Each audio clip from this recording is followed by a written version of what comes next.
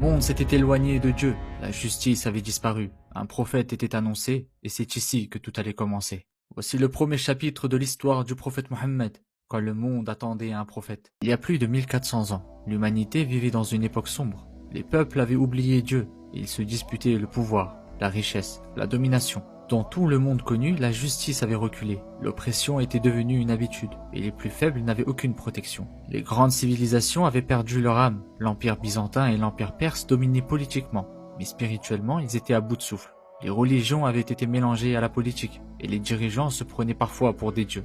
En Inde, on croyait à des centaines de divinités. En Perse, on adorait le feu, et en Arabie, chaque tribu avait ses idoles. Certaines étaient sculptées dans le bois, d'autres dans la pierre.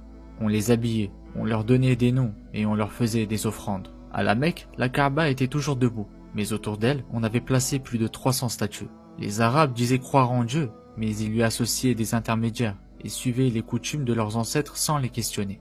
On enterrait les filles vivantes par honte, on jugeait un homme selon sa tribu, et les guerres éclataient pour des raisons parfois ridicules, puis duraient des années. Mais dans ce désert sec, divisé, oublié, un homme allait naître.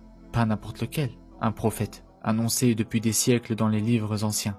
Des rabbins, des prêtres, des moines savaient qu'un dernier messager devait venir. Ils reconnaissaient certains signes, ils en parlaient entre eux, mais aucun ne savait exactement quand ni où il allait venir. Car ce prophète n'allait pas venir d'un empire, il n'allait pas sortir d'un palais, mais d'une tribu simple et d'une ville sans roi.